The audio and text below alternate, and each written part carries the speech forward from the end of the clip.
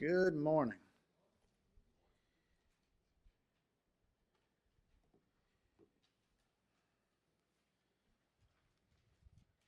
This morning's lesson might look a little intimidating on paper, but we're not going to spend a couple hours on it.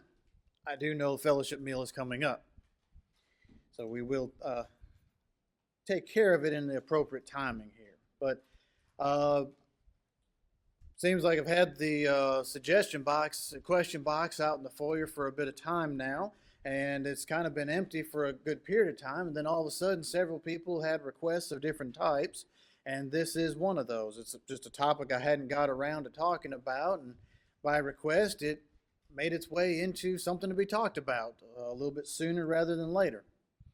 What does the Bible say about alcohol?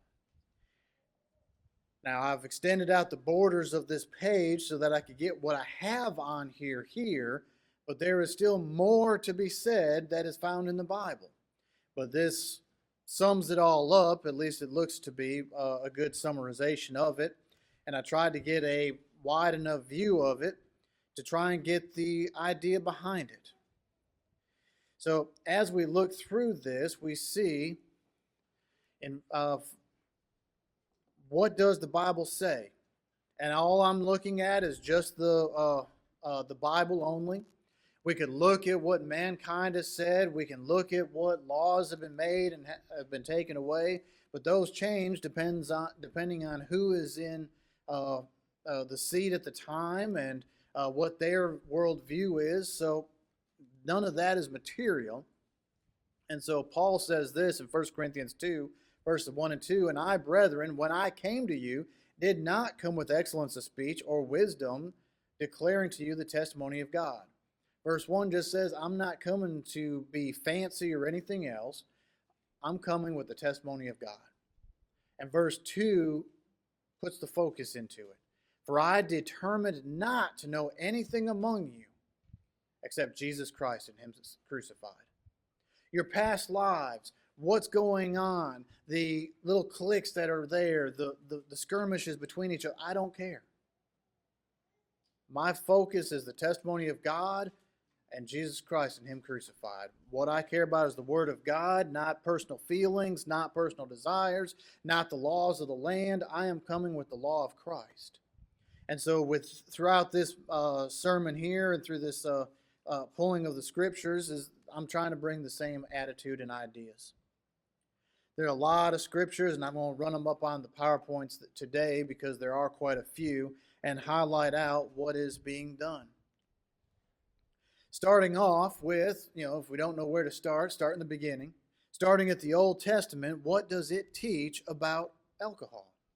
And the reason I even go to the Old Testament is that it is the foundation for the New Testament. We don't have the new without the old. And so God's law has not changed as far as what He desires, how we accomplish it might have. And so to get started with, the priests were forbidden to take of alcohol. We see this in Leviticus, the 10th chapter, verses 8 through 11. The Lord spoke to Aaron, saying, "Do not drink wine or intoxicating drink." Some versions may say strong drink. "You nor your sons with you, when you go into the tabernacle of meeting, lest you die.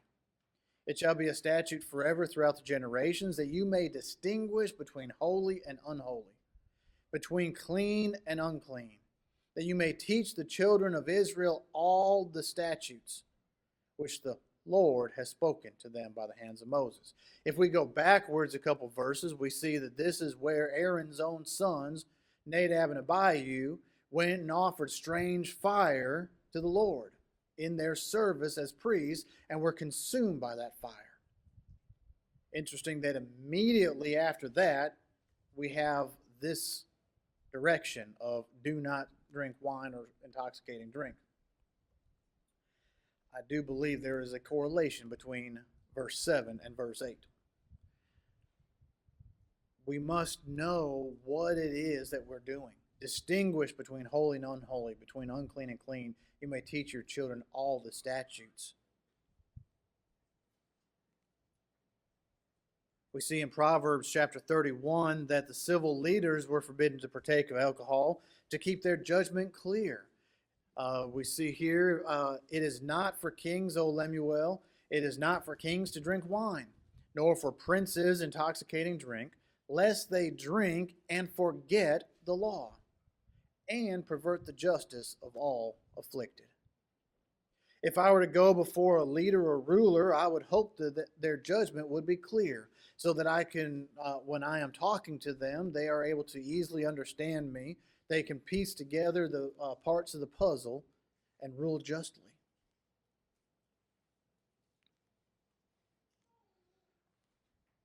We also see in Proverbs chapter 23 how it goes through talking about do not desire alcohol, linger for it, search for it, look on after it. Kind of makes me start thinking the way that it's describing it here, being covetous of consuming alcohol because of the ill effects. We look through and we see woe, who is woe, who has sorrow, who has contentions, who has complaints, who has his wounds without cause, who has redness of eyes. Kind of sounds like someone who has been drinking. Those who linger long at the wine, those who go in search of mixed wine. These are the people with these issues. He says, do not look on the wine when it is red, when it sparkles in the cup, when it swirls around smoothly. You ever see someone drinking a fine glass of wine? You can tell when they've spent a little bit extra on it because they'll swirl it in the glass. They might even smell it a little bit. He says, don't do all this. At the last, it bites like a serpent and stings like a viper. It might be sweet, it might smell good, it might have these nice, enticing elements, but watch out for its effects. Your eyes will see strange things, your heart will utter perverse things. Yes, you will be like the ones who lie down in the midst of the sea, or the ones who lie at the top of the mast, saying, they have struck me, but I was not hurt. They have beaten me, but I did not feel it. When shall I awake, that I might seek another drink? You know, we look around town, especially running EMS. I've seen this over and over. Got called to a person passed out in the middle of the street, and he tried when we did wake him up, he wanted us to get away from him so he could keep on partying and enjoying himself. I'm like, how are you enjoying yourself in the middle of the street, almost being run over by a couple cars? How are you enjoying yourself when you don't even know how to walk straight? I don't get it. Here we're told, do not desire it. Watch out for the effects of it. In Deuteronomy, we see that being drunken is punishable by death in the old law. It's talking about, a child being stubborn and rebellious will not obey our voice. He is a glutton and a drunkard. And with all the men of the city shall stone him to death with stones. You shall put away the evil from among you, and all Israel shall hear and fear. Put away the evil from among you. Talking about someone who's a glutton and a drunkard.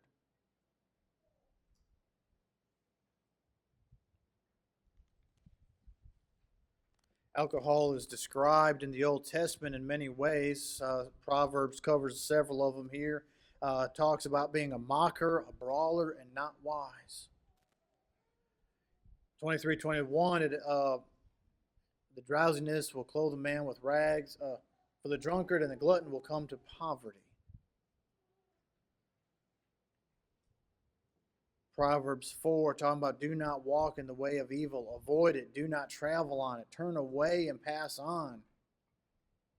Do not drink the wine of violence.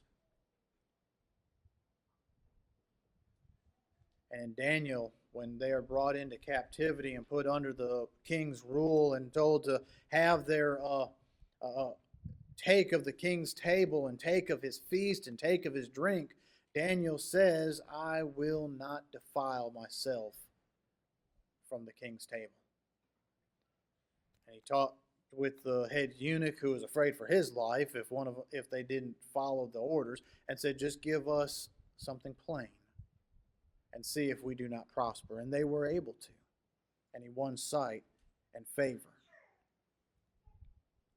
So how was it used in the Old Testament? A couple examples that we see here is that we see men becoming drunk and immorality occurred. Two examples here is Noah after the flood. They've come to the other side. He plants a vineyard and he drank of his wine and became drunk that he passed out in his tent naked for all to see. And we see the story. One of his sons saw it and mocked his father. The other two walked in backwards and covered him up. And we see where the son who mocked him was cursed for it. After leaving Sodom and Gomorrah, after the destruction of the two cities, Lot and his daughters went to live in a cave, and Lot got drunk, and was so passed out he didn't even know that 2 nights in a row his daughter slept with him to get pregnant. Didn't have a clue what was going on. Didn't know that, and it says that they did not, the first one went in and lay with her father, and he did not know when she lay down or when she arose. Read the next verses and you see the same thing with the second daughter. 2 nights in a row. Didn't have a clue.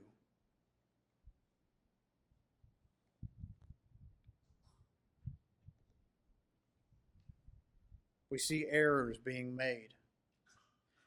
We can look in the world and we see drunk drivers. We see the effects of it.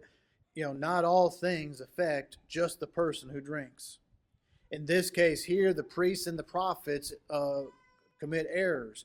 Isaiah 28 and verse 7, but they have erred through wine, and through intoxicating drink are out of the way. The priest and the prophet have erred through intoxicating drink. They are swallowed up by wine. They are out of the way through intoxicating drink. They err in vision. They stumble in judgment. I'm sorry, if I'm in the Old Testament and I'm going to the priest to offer sacrifice, I want to make sure that it's done correctly. I want to make sure that the right things are being done. If you're a prophet prophesying about the kingdom or about what is coming and about God's law, I would like it to be clear and understandable. Errors in judgment occur.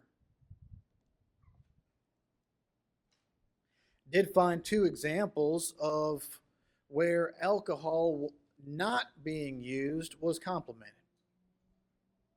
We see in those wandering the wilderness during Exodus, Deuteronomy 29 verses 5 and 6 say, and I have led you 40 years in the wilderness. Nor have you drunk wine or similar drink, that you may know that I am the Lord your God. He talked in the middle there about your shoes have not worn out, other things have not happened, these things have happened to you, that you may know that I am your Lord. Have a clear focus, have a clear judgment. You can't try and make up random stories because your brain was scrambled. You know what it was. And in Jeremiah 35, it's an interesting passage here. If you read the fullness of it, starting at verse 2, there's one group that is brought in and wine is set before them and they drink. The second group comes in and they set wine before them, but this is their response. The house of Rechebites, bowls full of wine and cups, and I said to them, drink wine. But they said, we will drink no wine. For Jonab, the son of Rechab, our father, commanded us, saying, you shall drink no wine, nor your sons forever. This group followed the laws that were given. They were told, do not drink, and so they were keeping the laws versus the first group that, well, it's here. You offered it to me. Thank you. Versus here. Commended for not doing so. So after our Old Testament foundation here, and like I said, there's many more verses about drink, wine, strong drink, New Testament teachings. What does the New Testament say about it for us today? Well, Ephesians chapter 5, we are to walk wisely. See then that you walk circumspectly, wisely, not as fools, but as wise, redeeming the time because the days are evil. Therefore, do not be unwise, but understand what the will of the Lord is. Do not be drunk. In the literal translation, it is looking at do not become drunk. Do not start the process of being drunk with wine, which is dissipation. Looking up the definition is intemperate living, and it gives the example in the dictionary of excessive drinking. But be filled with the Spirit. Ephesians 5 is telling us walk wisely. In order to walk wise, do not be drunk or become drunk or start that process so that we might stay filled with the Spirit. We might be able to discern good from evil. We might be able to understand these things.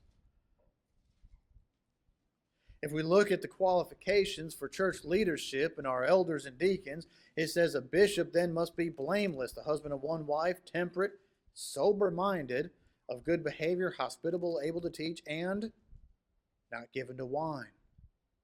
And then there are additional things, not violent and a few other, and then it continues. But not given to wine. We see a pattern from the Old Testament to the New Testament. The priests were not to be drunk to have a clarity. The leaders were to keep a clarity. The church leaders today are to have a clarity. And it even goes into 1 Thessalonians 5, verses 6 and verse 8, talk about being sober of Christians. Therefore, let us not sleep as others do, but let us watch and be sober. And verse 8, but let us who are of the day be sober, putting on the breastplate of faith and love and the helmet of hope and salvation. Have you ever watched someone who's drunk and been drinking try and do a simple task? If it wasn't so sad, it'd almost be humorous. In order for us to put on the breastplate, the armor of God, the breastplate and helmet are specifically listed here, but to put on the armor of God, you have to be focused. And here he says we must be sober to be able to do it.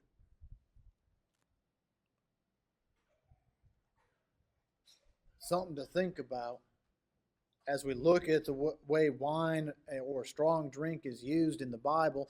It is translated many different ways.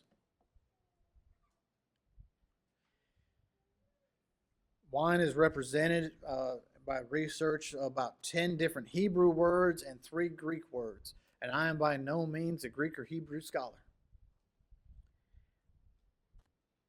But in this, think about if I say the word water. How do you perceive the word water? Just without context, I just say water. Do I mean tap water? Do I mean the water out in the ditch? Are we looking at spring water, salt water? There's so many ways. We need to understand the context around the word to understand what it is. So when we look at the word wine, it's not always alcoholic like we think about today. I think about growing up on New Year's Eve, there would be 2 bottles that were purchased from the store by the parents. There was one of alcoholic beverage and one of a non-alcoholic beverage to celebrate the new year. As children, we were not able to take of the alcoholic beverage. They bought us our own sparkling grape juice. And they had something else. How is it used? When we look at wine, we see that it can be used on point C here. It is the first fruits. They are the crop that comes in first and are picked first. Can be considered wine. That is Numbers 18. It could be a cluster of grapes as described in Isaiah 65. Hosea calls them raisins. Nehemiah calls it a wine press. Pure juice of the grape, Isaiah 16:10. Proverbs 3 and verse 10. And in Genesis 9, we looked at that one earlier with Noah, is alcoholic wine. They have all these different contexts. Sometimes they are alcoholic, sometimes they are not. They're just not translated out to the original format so that we understand necessarily what they are unless we look at it and understand what we're reading. So, what about some of the different questions that it brings up? When the Bible says, some arguments that people use for drinking is that, well, the Bible says, or the Bible has, it says, do not drink strong drink. Well, I'm just drinking beer or wine. That's not strong drink, because today we have things that are more so than just that. There's such an array inside the liquor store of what all could be purchased. The point of the Bible is about alcohol, not how strong it is. If it's alcoholic, what does God think about it? Having gone through the Old Testament and New Testament, looking at these examples and what all is there. A huge one that people want to go to is looking at John chapter 2, where Jesus' first miracle that we have recorded is being at a marriage celebration and turning water into wine. It's a very interesting thing if we really break it down and look at it, is that they had run out of wine, and then they looked, and his mother said, Jesus. Now, Mary was found good in the sight of God and was the mother of Christ, and that was before he was born. So, I found you good in the sight of women, and this is your honor. In order to do that, she must be following the laws, and so that's my first clue, that her asking her son to make wine is going to be non-alcoholic. We also see that, in the process, it's a celebration. Not a party, not a riot, not something else. And would Jesus do what was unholy? Would Jesus help people become intoxicated, inebriated, and subject to all of the things that the law says don't be? And it gets interesting is that you look at the conversation between the host and some of the others, is that when Jesus made it, it was the best. Now, some people today might think, oh, yes, I'm going to get even more smashed. Well, if you're already smashed, then the next thing you bring out is the cheap stuff, because you're not going to waste the good stuff. But it's so good that the conversation even has is that when you come to a party, you always bring the good first. But this is even better. So they still had a discernment of taste, of abilities. I don't see this being alcoholic.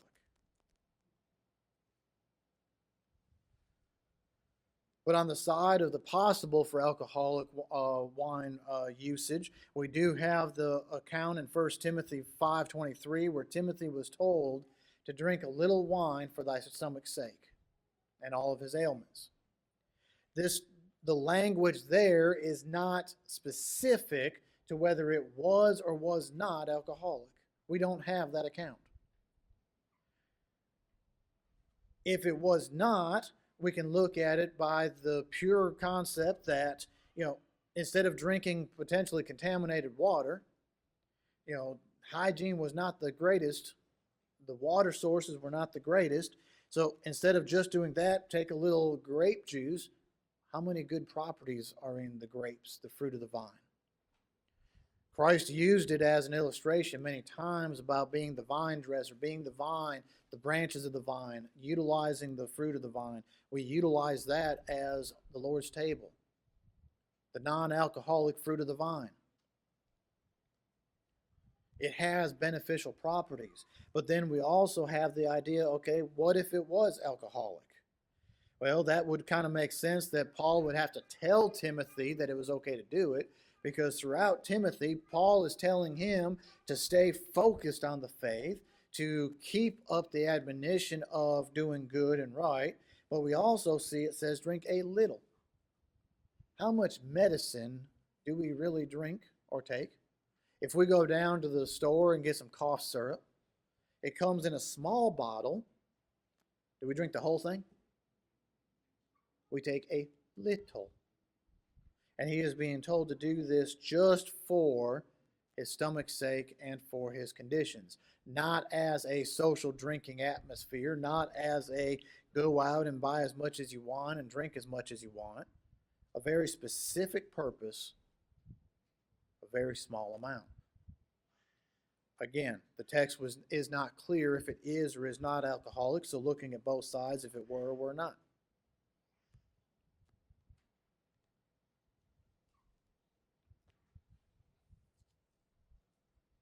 This is the chopped down version of what I found on the topic.